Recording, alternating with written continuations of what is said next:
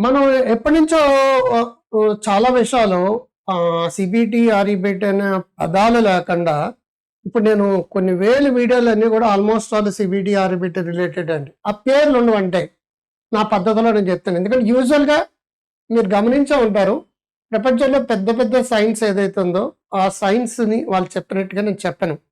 I have my own brain.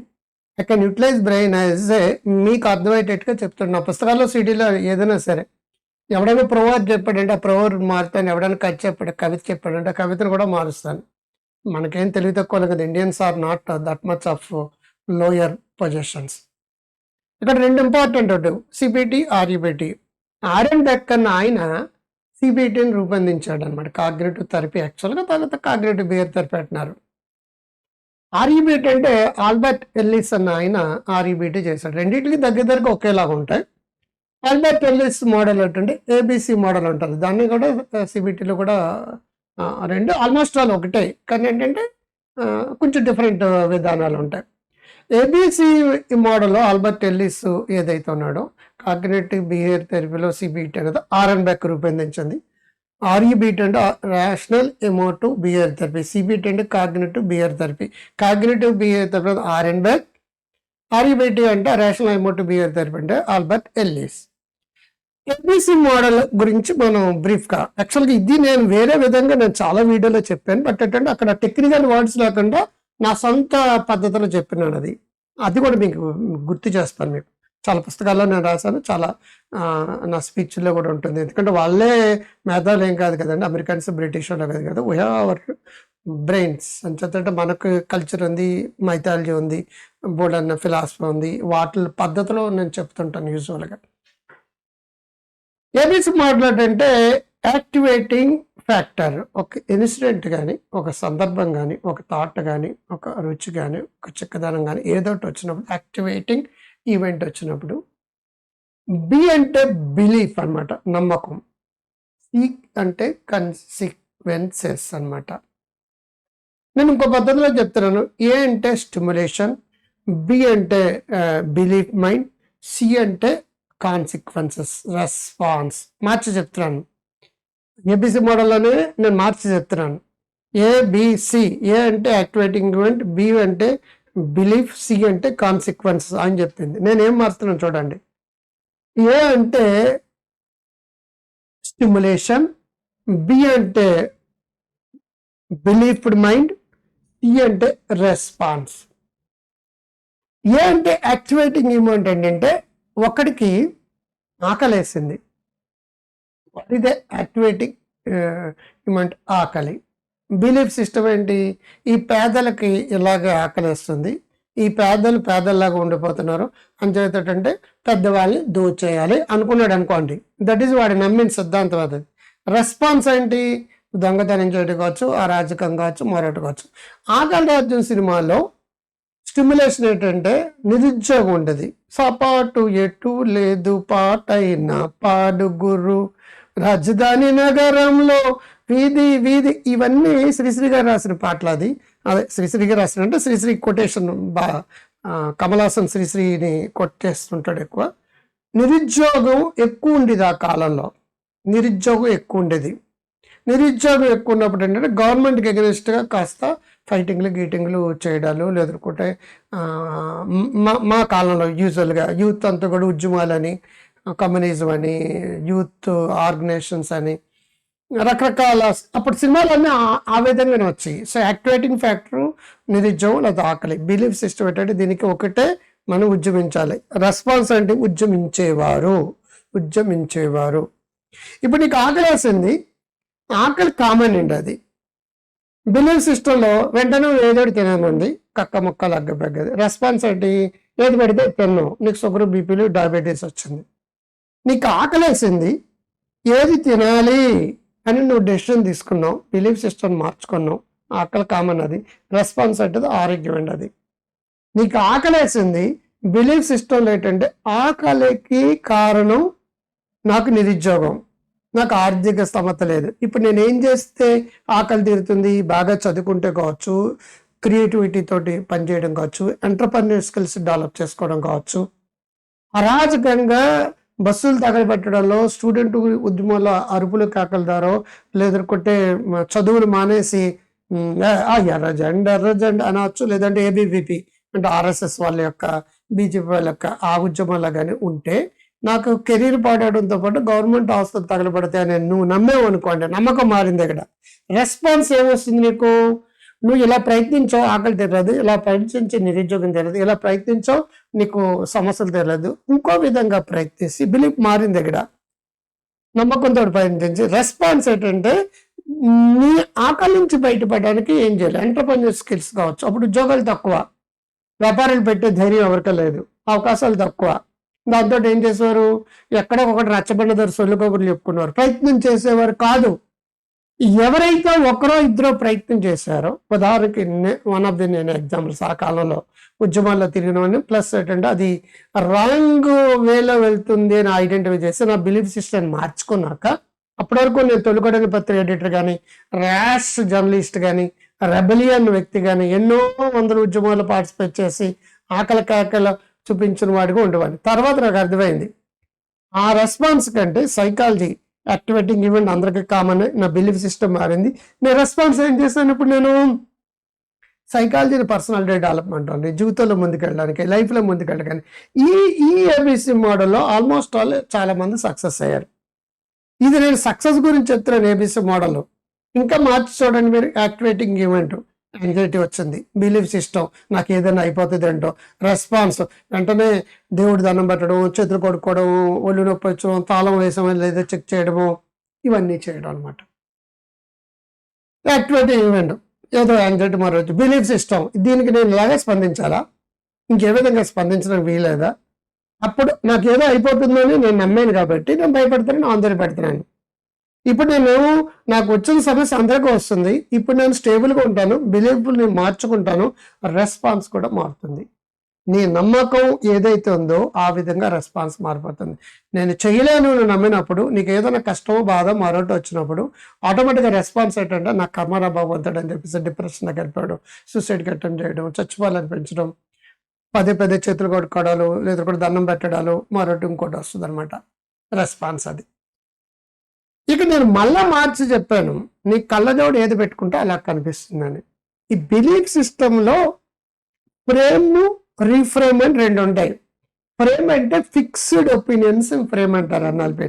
అసలు సైకాలజీని మార్చి techniques, ప్యాకేజీలు మార్చేశారండి. అసలు core subject నాకు చెప్పింది, నేను నిరుద్యోగం కోసం చెప్పింది నా ఇంటర్ప్రిటేషన్. అది ఫ్రేమ్ అంటే కళ్ళజోడు అనమాట. ఫిక్స్డ్ ఒపీనియన్స్ ని ఫ్రేమ్స్ అంటారు. అంటే బిలీఫ్ సిస్టమ్ ఎప్పుడు ఫిక్స్డ్ ఒపీనియన్ ఉంటుంది.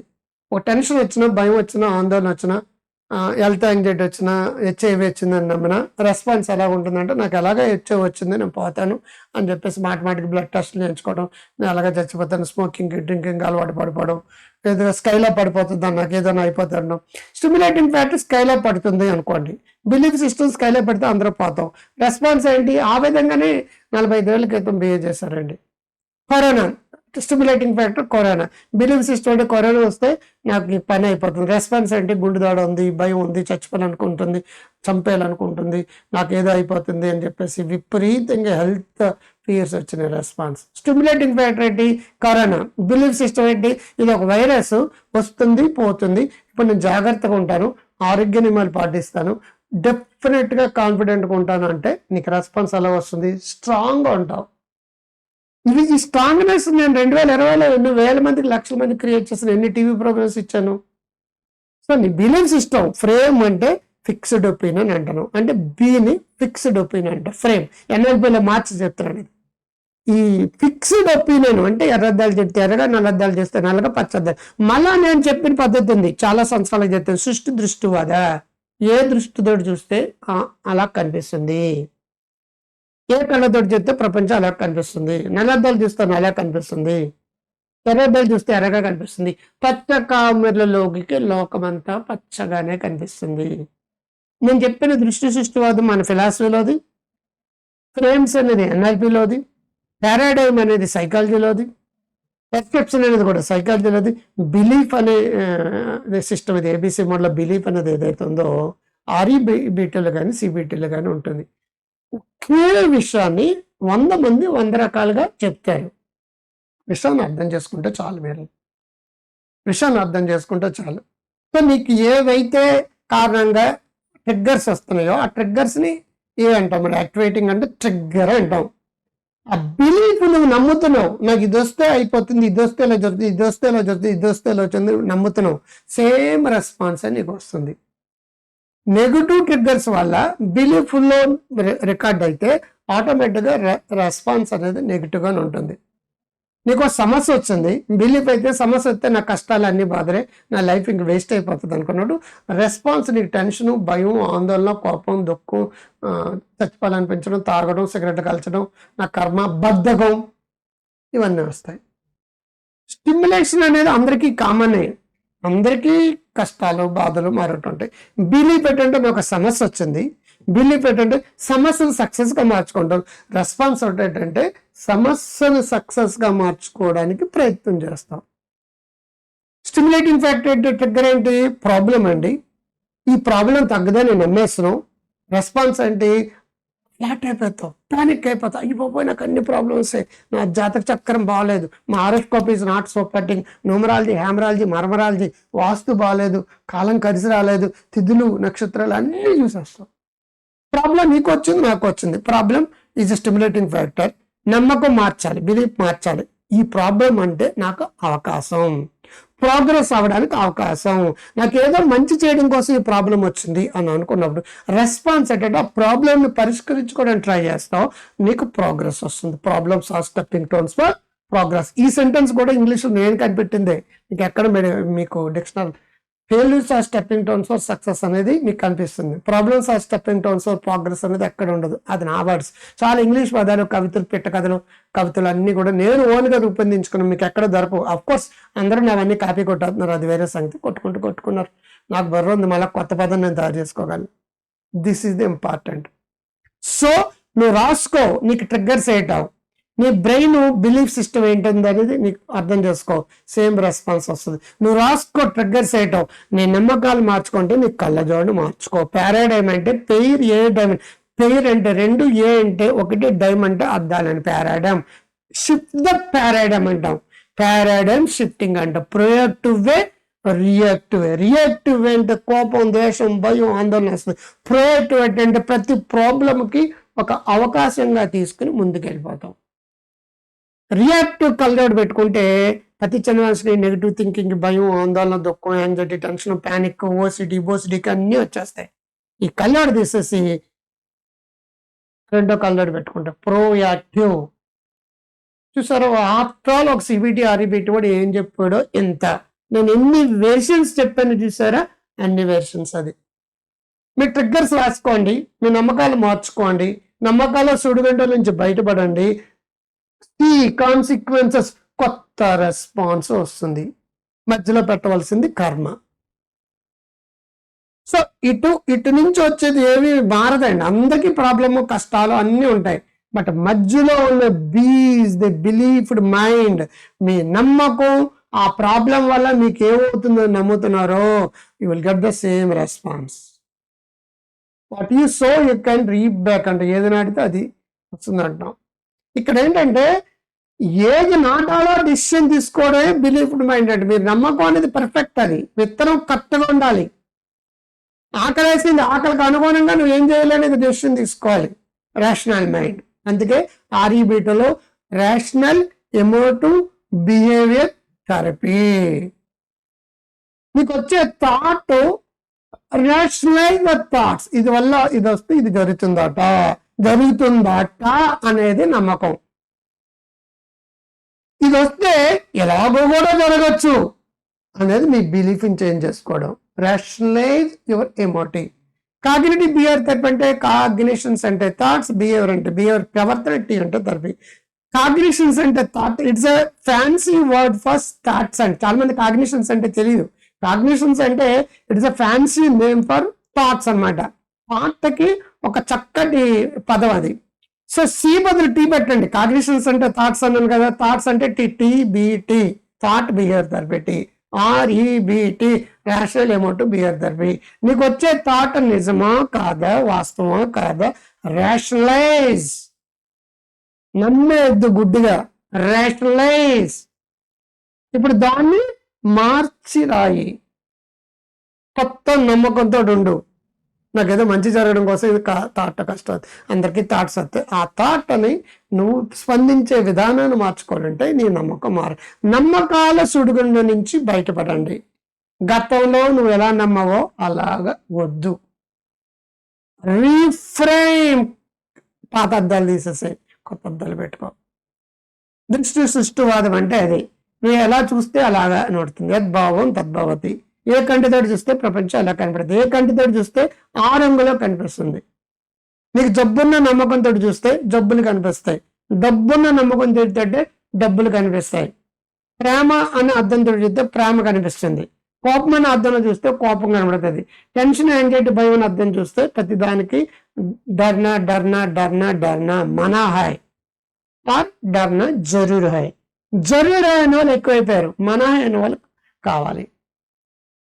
భయం కావాలా, భయం వద్దా? భయం వద్దు, ధైర్యం ముద్దు. నీకే మార్చుకోండి, మీ నమ్మకాలు మార్చుకోండి. సిబిటి ఆర్ఈబిటి యొక్క బేసిక్స్ ఇవే. దీని మీద ఆల్రెడీ బుక్స్ ఉన్నాయి, మనసేపలతో ఉంది. అలాగే CBT NLP hypnotherapy hand book అని బుక్ రాశాను, ఆ బుక్ కూడా మీకు ఉంటుంది, చూసుకోండి. అది దాంట్లో చాలా అసైన్మెంట్స్ ఉంటాయి, బోల్డ్ అండ్ ట్రిక్స్ ఉంటాయి, బోల్డ్ అని మీకు ఇచ్చే ప్రాజెక్టులు ఉంటాయి, బోల్డ్ అని మీకు రాసుకోవాల్సి ఉంటాయి. మీకు మంచి ప్రతి పేజీలోని చాలా ఈజీ, మామూలుగా వ్యాసాలాగా రాయకుండా టిప్స్లో రాసాను, పాయింట్ బై పాయింట్. ఎక్కువ మ్యాటర్ ఉంటుందండి, ఎక్కువ మ్యాటర్ ఉంటుంది. సింపుల్, మీరు ఏం చేయాలో అవే ఉంటుంది. చిన్న చిన్న పదాలు ఉంటాయి, ఒక పేజీలో మీరు చేయవలసిన పదాలే ఉంటాయి. మామూలుగా మనస పూలతోట అయితే అలాగ మనసే యొక్క పూలతోట, మీరు ఏది నడితే అదే వస్తుంది, అలాగ ప్రవాహంగా సాగిపోతుంది. ఇక్కడ అలా ఉండదు. మీరు ఏం చేయాలో, ఎలా రాసుకోవాలో, ఎలా అసైన్మెంట్లు చేయాలో అదే ఉంటుందండి. CBT NLP hypnotherapy handbook for OCD, anxiety, phobias and panic disorder అనే book. Grow healthy wealthy wise అనే యాప్ డౌన్లోడ్ చేసుకోండి, దాంట్లోకి వెళ్ళి ఆర్డర్ పెట్టండి. ఒకటి అలాగే మనసే ఒక పూలతో కూడా ఈ పాజిటివ్ థింకింగ్ గురించి ఉంది. ఇప్పుడు నేను చెప్పిన ఫ్రేమ్స్, రీఫ్రేమ్స్ అనేది దేంట్లో ఉంటుందంటే బిఆర్ మోటివేషన్ బుక్లో ఒకటి, సక్సెస్ మంత్రం అనే బుక్లో ఒకటి ఉంటుందండి. ముఖ్యంగా బిఆర్ మోటివేషన్, మనసే పూలతోట, ఈ బిఆర్ థెరపీకి లింక్ అయిన పదాలు. ఈ పుస్తకాలన్నీ మీరు ఒక్కొక్కటి ఆర్డర్ పెట్టుకోండి, మీకు ఎప్పుడు డబ్బులు ఉంటే అప్పుడు. సో మీకు నా దగ్గర సిడి విడిగా అయితే 500, అదే యాప్లో అయితే సగం రేట్ అండి, 50% డిస్కౌంట్. అది ఇలా పుస్తకం అయితే 200 రూపాయలు, దాంట్లో 20% 10% దానికి డిస్కౌంట్ వస్తున్నాం, అలా చేసుకుంటాం. సీడీలు అన్నీ కూడా ఆఫ్ రేట్కే ఇస్తుంటాం. సో మీరు ఏది కలితే అది, నేను చెప్పిన ప్రతిదీ సీడీ ఉంటుంది, మీకు బుక్ ఉంటుంది, మీరు ఏది కలితే ఆర్డర్ పెట్టుకోండి. గ్రో హెల్దీ వెల్దీ వైజ్ ఈ రోజే డౌన్లోడ్ చేసుకోండి. సరే, డౌన్లోడ్ చేసుకుంటే మీరు కొనాలని రూల్ లేదు, దాంట్లో ఫ్రీ మెటీరియల్ ఉంటుంది, అప్పుడప్పుడు నా ఫ్రీ క్లాసులు ఉంటాయి, అప్పుడప్పుడు నా ఫ్రీ వీడియోలు ఉంటాయి, అప్పుడప్పుడు ఆల్రెడీ కొన్ని బుక్స్ 25 ఫ్రీ మెటీరియల్ కూడా పెట్టాను, చూసుకోండి. ఇంకా రోజు రోజుకి కొత్తది ఏదో పెడుతూనే ఉంటాను. అంచేత అది డౌన్లోడ్ చేస్తే మీరు కొనాలని రూల్ లేదు, మీకు ఒక అవగాహన వస్తుందండి, ఇది ఇంటువంటి టాపిక్లు ఉంటాను. ఆ టాపిక్ తో మీకు మీరే తగ్గించుకుంటే అంతకంటే మంచిది ఏముందండి. మీరు అందరూ గో హెల్దీ వెల్దీ వైజ్ నమ్మండి, మీరు అలా అవ్వాలని కోరుకుంటున్నాను. అందుకే ఆ యాప్ పెట్టాను. అది మొబైల్లోకి వెళ్ళి ప్లే స్టోర్లోకి వెళ్ళి డౌన్లోడ్ చేసుకోండి. ఇది నచ్చితే లైక్ చేయండి, నచ్చిందనే విషయాన్ని లైక్తో పాటు కామెంట్ బాక్స్లో కూడా రాయండి, సోషల్ మీడియాలో షేర్ చేయండి, మీ వాట్సాప్ స్టేటస్లో పెట్టుకోండి. ఎక్కువ మందికి ఆలోచన విధానాన్ని మార్చండి, నమ్మకాలను మార్చండి, నమ్మకాలు సుడిగుండాలని మార్చి కొత్త నమ్మకాలతో కొత్త జీవితాన్ని పొందండి. I love you all. ఉందిలే మంచి కాలం మందికి. మీ డాక్టర్ కాంత్.